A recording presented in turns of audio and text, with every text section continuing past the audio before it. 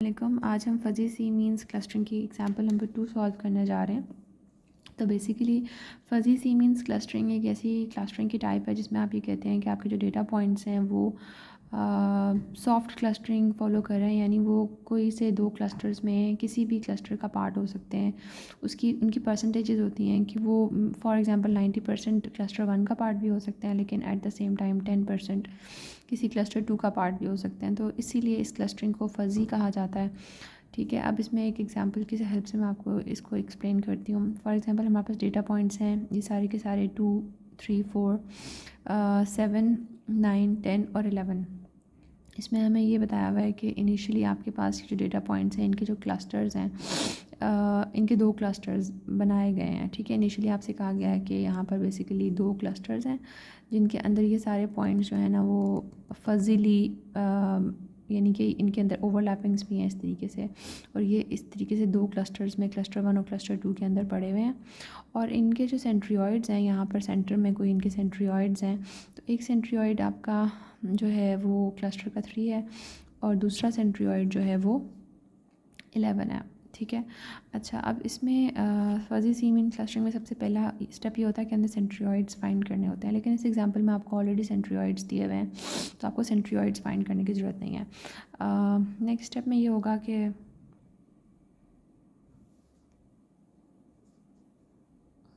इसमें अब next step में ये है कि हमने इसके बेसिकली जितने भी डेटा पॉइंट्स हैं उनके हमने यूक्लिडियन डिस्टेंस फाइंड करने हैं सेंट्रियोइड से। तो जो फर्स्ट डेटा पॉइंट है इट इज़ डेटा पॉइंट 1 और उसका फर्स्ट सेंट्रियोइड से डिस्टेंस जो होगा वो D11 होगा। सिंपली मैं यहाँ पर वो जो आपका सिटी ब्लॉक डिस्टेंस होता है वो फाइंड कर रही हूँ 2 - 3, तो इट इज़ इक्वल टू 1। फिर इसी तरह फर्स्ट डेटा पॉइंट का डिस्टेंस सेकेंड सेंट्रियोइड से जो होगा वो D12 होगा, तो 2 - 11 कर लें। ये डेटा पॉइंट है 2 और सेंट्रियोइड है 11, तो 2 - 11 इच इज़ इक्वल टू 9। फिर इसी तरह से जो सेकंड डेटा पॉइंट है जो कि खुद सेंट्रियोइड भी है, उसका डिस्टेंस फर्स्ट सेंट्रियोइड से ऑफ कोर्स 0 होगा और सेकंड सेंट्रियोइड से उसका डिस्टेंस 3 - 11 करके 9 होगा। इसी तरह जो थर्ड डेटा पॉइंट है 4, उसका डिस्टेंस फर्स्ट सेंट्रियोइड से 4 - 3 हो जाएगा और जो सेकंड सेंट्रियोइड है उससे उसका डिस्टेंस 4 - 11 7 हो जाएगा। तो सेम हम करेंगे फोर्थ डेटा पॉइंट का डिस्टेंस पहले सेंट्रियोइड से फिर दूसरे सेंट्रियोइड से। ठीक है, तो ये 4 और 4 आ रहा है, मतलब इक्वल आ रहा है दोनों का। फिर इसी तरह फिफ्थ डेटा पॉइंट का पहले सेंट्रियोइड से और फिफ्थ डेटा पॉइंट का दूसरे सेंट्रियोइड से, और फिर इसी तरह से सिक्स्थ का। तो अगर आप इसको आप देखें जो डिस्टेंसेस आपने फाइंड किए हैं तो इसकी बेसिस पे आप देख सकते हैं कि यहाँ पर ये वाला डिस्टेंस छोटा है, इसका मतलब है ये डेटा पॉइंट जो है वो सेंट्रियोइड 1 के पास है तो क्लस्टर 1 का हिस्सा होगा। जो सेकंड वाला है उसमें ये छोटा है तो इसका मतलब है कि ये डेटा पॉइंट भी आपके क्लस्टर 1 का ही पार्ट रहेगा। अच्छा, ये वाला डेटा पॉइंट जो है बहुत फजी है, ये दोनों का पार्ट बन सकता है। और जो फिफ्थ डेटा पॉइंट है उसमें ये डिस्टेंस छोटा है तो इसका मतलब है कि ये आपके क्लस्टर 2 का पार्ट होगा। और जो सिक्स डेटा पॉइंट है उसमें ये छोटा है तो ये आपके क्लस्टर 2 का पार्ट होगा। यहाँ से आपके पास एक बेसिक क्लस्टरिंग भी हो गई। अच्छा, अब जो नेक्स्ट स्टेप है वो ये है कि हमने मेंबरशिप वैल्यूज़ निकालनी है। इसका काफ़ी बड़ा सारा एक फार्मूला होता है, लेकिन इससे आपने कंफ्यूज नहीं होना। ये फार्मूला आपको ये कहता है कि आपके किसी भी डेटा पॉइंट की दोनों क्लस्टर्स के साथ मेंबरशिप की कोई परसेंटेज हो सकती है, जिसके अंदर आपके पास ऊपर जो है वो बेसिकली आता है xi - cj।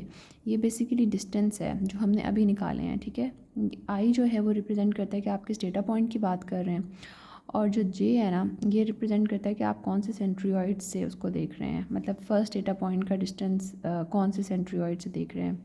ठीक है, ये इस चीज़ को आई और जे ये चीज़ रिप्रेजेंट कर रहे होते हैं।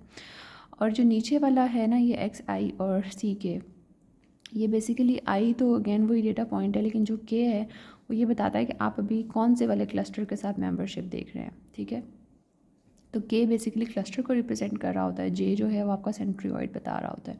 अच्छा, ये एम जो है ये 2 है क्योंकि हमने दो क्लस्टर्स बनाए हुए हैं, तो यहाँ पर 2 डिवाइडेड बाय 2 - 1 तो ये 2 ही आ जाएगा, इसलिए यहाँ पर स्क्वायर की टर्म बाकी रह जाएगी। और यहाँ पे ऊपर जो है वो whole raise to the power -1 भी आता है। इस पूरी टर्म को हम समेशन करते हैं कि 1 से लेकर सी तक, यानी जितने भी आपके पास क्लस्टर्स होंगे ना जहाँ पे 2 हैं तो उतनी यहाँ पे नंबर ऑफ़ टर्म्स आएंगी। अच्छा, अब हम फाइंड कर लेते हैं सबसे पहले U11 यानी फर्स्ट डेटा पॉइंट का। ठीक है, आई यानी कि फ़र्स्ट डेटा पॉइंट का मेंबरशिप वैल्यू हम फाइंड कर रहे हैं फर्स्ट क्लस्टर के लिए। तो यहाँ पर ऊपर आ जाएगा D11 और फिर D11, क्योंकि आपके पास J तो सेम है, आप पहले ही फॉर डेटा पॉइंट 1 एंड सेंट्रियोइड 1, ठीक है, सेंट्रियोइड 1, तो ये 1 ऊपर सेम आ जाएगा। और फिर नीचे जो है वो फर्स्ट डेटा पॉइंट का आप फाइंड कर रहे हैं पहले फर्स्ट क्लस्टर से, और फिर फर्स्ट डेटा पॉइंट का फाइंड कर रहे हैं सेकंड क्लस्टर से। तो क्लस्टर की वैल्यूज़ नीचे चेंज हो रही हैं, लेकिन सेंट्रियोइड अभी आप पहले डेटा पॉइंट का पहले सेंट्रियोइड से ही डिस्टेंस फाइंड कर रहे हैं। तो ये वाला डिस्टेंस की वैल्यू जो आपने पीछे कैलकुलेट की थी, वहाँ से ये वैल्यूज़ आप यहाँ पर लिख दें और इसको आप एवेलुएट कर लें, तो ये 98% आपका मेंबरशिप वैल्यू बन रही है। अच्छा, अब फर्स्ट डेटा पॉइंट की मेंबरशिप वैल्यू जो है वो आपने फाइंड करनी है सेंट्रियोइड नंबर 2 से, ठीक है। तो D12 और D12, ठीक है, क्योंकि फर्स्ट डेटा पॉइंट है और सेकंड सेंट्रियोइड है, सेंट्रियोइड आपका 2 है, और फिर फर्स्ट डेटा पॉइंट है और फर्स्ट क्लस्टर है, और फर्स्ट डेटा पॉइंट है और सेकंड क्लस्टर है। तो यहाँ पर आप इनकी अब वैल्यूज़ लगा दें। आप नोट कर रहे होंगे कि ऊपर वाली वैल्यूज़ जो हैं वो कांस्टेंट रहती हैं, ठीक है, और जो नीचे वाली वैल्यू है वो चेंज होती है, 1 और 1 के दरमियान हर दफ़ा चेंज होगी। तो ये इस तरीके से आ गया। फिर नेक्स्ट आपका सेकंड डेटा पॉइंट है और उसकी आपने आपने उसकी फर्स्ट सेंट्रियोइड के साथ उसकी मेंबरशिप फाइंड करनी है। तो फिर आपका सेकंड डेटा पॉइंट मतलब 2 और फर्स्ट सेंट्रियोइड, ठीक है। और इसी तरह से यहाँ पर आपका वही सेकंड डेटा पॉइंट और फर्स्ट सेंट्रियोइड। दो वैल्यूज़ क्यों आई हैं, क्योंकि ये पहले वाले क्लस्टर के लिए है, क्लस्टर 1, और ये दूसरे वाले क्लस्टर के लिए है। तो अब आप इनकी वैल्यूज़ डाल दें और इसका आंसर निकाल लें। इसी तरह से डेटा पॉइंट 2 की जो है वो आपने जब फाइंड करनी है सेकंड सेंट्रियोइड से, तो यहाँ पर 2 आ जाएगा, क्योंकि सेकंड डेटा पॉइंट है और सेंट्रियोइड भी सेकंड है, और ये सेकंड डेटा पॉइंट है और सेंट्रियोइड भी सेकंड है, और यहाँ पे ये सेकंड डेटा पॉइंट है और फर्स्ट क्लस्टर है, और ये सेकंड डेटा पॉइंट की सेकंड क्लस्टर से। तो बेसिकली ऊपर जो है वो आपके जो डिस्टेंसेस आ रहे हैं वो आप बेसिकली डेटा पॉइंट और सेंट्रियोइड की रिस्पेक्ट से ले रहे हैं, वो हमेशा सेम होंगी टर्म्स, ठीक है। और जो नीचे है वो आपकी दो टर्म्स बेसिकली इस तरह से आ रही हैं कि जो ये पहला वाला नंबर है ये डेटा पॉइंट को रिप्रेजेंट करता है, और दूसरा जो है वो आपके क्लस्टर्स कितने हैं उसको रिप्रेजेंट करता है। यहाँ से हम मेंबरशिप वैल्यू डेटा पॉइंट 3 की फाइंड करते हैं। मैंने क्लस्टर लिखा हुआ है लेकिन ये है सेंट्रियोइड, सेंट्रियोइड 1 से फाइंड करते हैं J1, ठीक है। तो ये 3 1 और नीचे 3 1 3 2, तो इसकी वैल्यू आ जाती है 98% और 2%। फिर इसके बाद बेसिकली हमने डेटा पॉइंट 5 के लिए भी सेंट्रियोइड 1 से उसकी मेंबरशिप फाइंड करनी है। तो ये 5 1 ऊपर आएगा, 5 1 ही ऊपर भी आएगा, और नीचे 5 1 और 5 2 आएगा, ठीक है। तो ये 5 1 का डिस्टेंस आपने लिख लेना है, 5 1 का ही डिस्टेंस आएगा, 5 1 का डिस्टेंस और 5 2 का। फिर इसी तरह मेंबरशिप फाइंड करनी है डेटा पॉइंट 5 की सेंट्रियोइड 2 से। तो बेसिकली ये I 5 है और J जो है 2 है, तो यहाँ पे 5 2 ऊपर आएगा, ठीक है, क्योंकि सेंट्रियोइड 2 है ना। 5 2 ऊपर आएगा, 5 1 और फिर 5 2 नीचे। इसी तरह से मेंबरशिप फाइंड करेंगे हम डेटा पॉइंट नंबर 6 की सेंट्रियोइड 1 से। तो I 6 है, J 1 है, ठीक है, 6 1 ऊपर आएगा, स्क्वायर लेना मत भूलिएगा, और ये इन्वर्स भी मत भूलिएगा। तो 6 1 ऊपर आ जाएगा, 6 1 6 2 नीचे आएगा। तो बस पैटर्न को थोड़ा सा जहन में रखें कि ऊपर हमेशा सेम आ रहा होता है, क्योंकि आप एक ही सिंगल डेटा पॉइंट का डिस्टेंस एक ही सिंगल सेंट्रियोइड से फाइंड कर रहे होते हैं ना, और नीचे जो है वो चेंज हो रही होती है टर्म, क्योंकि जितने आपके पास नंबर ऑफ़ क्लस्टर्स हैं बेसिकली आपके पास उतनी टर्म्स आ रही होती हैं। तो इस तरीके से आपने मेंबरशिप फाइंड कर ली डेटा पॉइंट नंबर 6 की दोनों सेंट्रियोइड्स के साथ। अच्छा, अब हमने बेसिकली क्या करना है, नेक्स्ट स्टेप ये है कि हमारे पास स्टेप नंबर 4 में आपने कैलकुलेट करना है न्यू सेंट्रियोइड दोनों क्लस्टर्स के लिए। तो आपको प्रीवियसली तो 3 और 11 आपको सेंट्रियोइड वैल्यूज़ दी हुई थी, लेकिन अब चूँकि ये C मीन्स क्लस्टरिंग है और आपको परसेंटेजेस मिल गई हैं हर डेटा पॉइंट की, कि एक सर्टेन परसेंटेज है कि हर डेटा पॉइंट दोनों क्लस्टर्स का कुछ ना कुछ पार्ट हिस्सा है। तो अब हम इस पॉइंट ऑफ व्यू से एक नए सेंट्रियोइड्स फाइंड करने जा रहे हैं।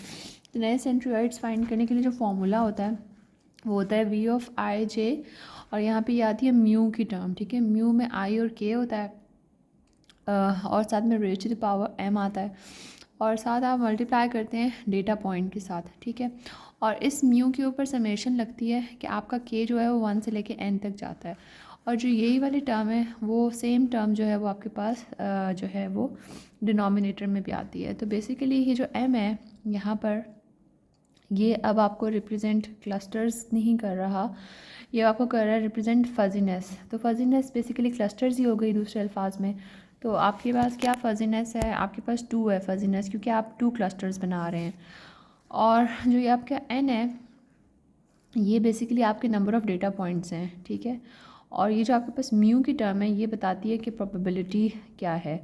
और फिर ये जो एक्स के है, ये आपके डेटा पॉइंट को रिप्रेजेंट करती है। तो इसका मतलब ये है कि अगर मैं यहाँ पे एक टेबल बनाऊँ अपने सारे डेटा पॉइंट्स का, इसमें से आपको पता है कि पहले एक 3 और एक 11 आपका सेंट्रियोइड था, और आपने अभी पिछले स्टेप में सब के लिए परसेंटेजेस फाइंड कर लिए हैं।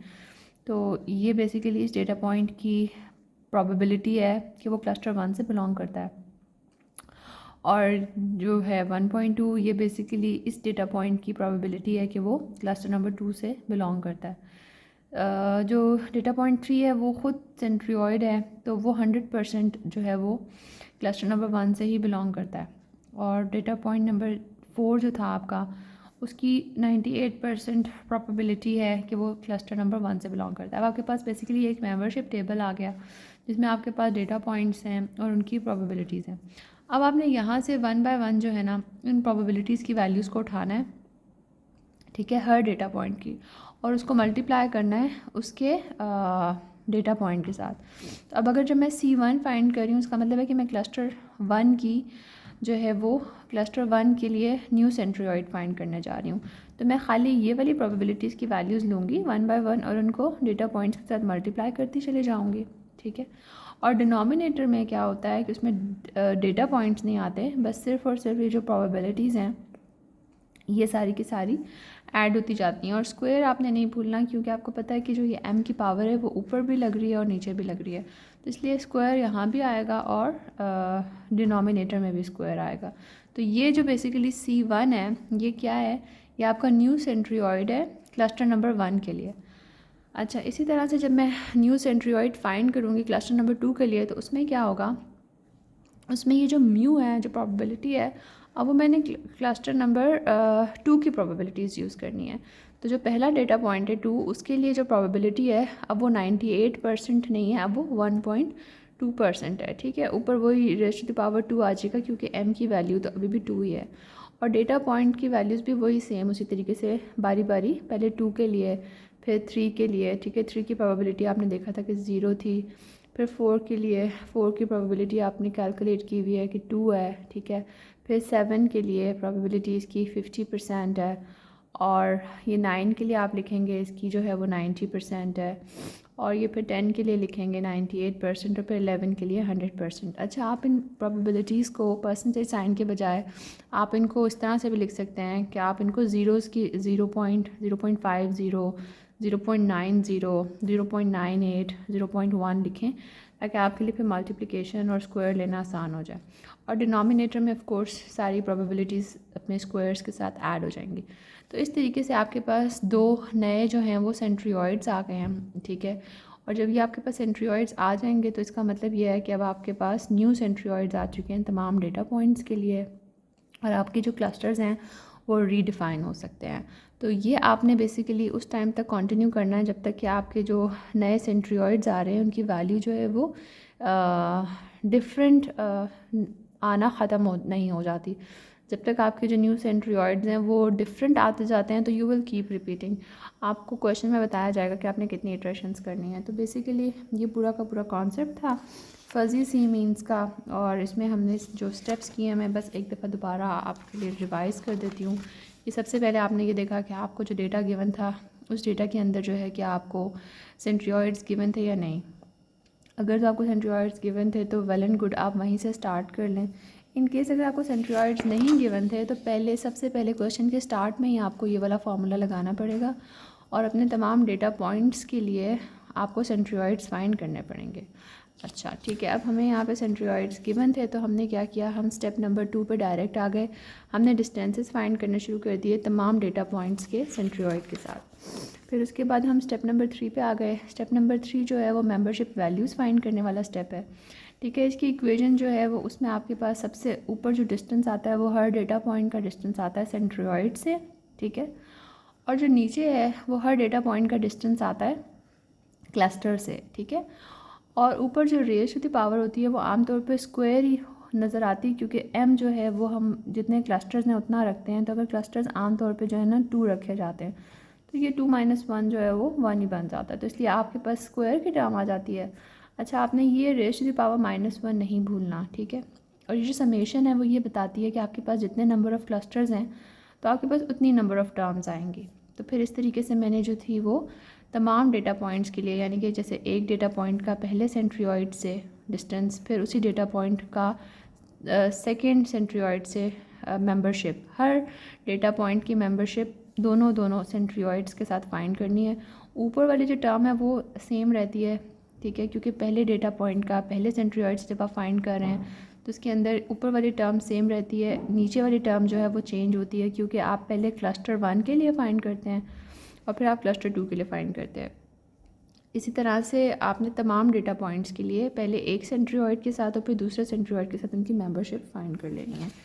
अच्छा, जब आप मेंबरशिप्स फाइंड कर लेते हैं तो फिर जो आखिरी स्टेप होता है वो ये होता है कि आपने उनको एक मेंबरशिप टेबल की शक्ल में डाल देना है। तो मैंने यहाँ आपके सामने एक मेंबरशिप टेबल बना दिया, ठीक है। अच्छा, अब इस मेंबरशिप टेबल को बनाने के बाद हम दोबारा से सेंट्रियोइड्स फाइंड करते हैं दोनों क्लस्टर्स के लिए। और जो सेंट्रियोइड फाइंड करने का फॉर्मूला है वो ये है कि आपने परसेंटेजेस लेनी होती हैं जिनको आप म्यू कहते हैं, ठीक है। उस परसेंटेज के ऊपर आपने लगानी होती है m की पावर। अब अगर आपके क्लस्टर्स 2 हैं तो उसके ऊपर पावर स्क्वायर की आ जाएगी। उसको आपने मल्टीप्लाई करना होता है डेटा पॉइंट्स के साथ, ठीक है, और फिर डिवाइड करना है इस ऊपर वाली इक्वेशन को प्रोबेबिलिटीज़ के साथ। तो इस तरीके से हम पहले जो है वो अपने फर्स्ट क्लस्टर का सेंट्रियोइड फाइंड करते हैं। जब फर्स्ट क्लस्टर का सेंट्रियोइड फाइंड करते हैं तो परसेंटेजेस भी फर्स्ट क्लस्टर की ही यूज़ करेंगे, और जब हम सेकंड क्लस्टर का सेंट्रियोइड फाइंड करेंगे तो फिर हम परसेंटेजेस भी सेकंड क्लस्टर की यूज़ करेंगे। तो इस तरीके से हमारे पास न्यू सेंट्रियोइड्स बन जाते हैं, ठीक है। तो आई होप आपको ये फजी सी मीन्स की एग्जांपल समझ आई होगी। अगर आपके कोई क्वेश्चंस हैं तो आप कमेंट्स में लिख दीजिएगा। वीडियो को लाइक और सब्सक्राइब कीजिएगा। Thank you. अल्लाह हाफ़िज़।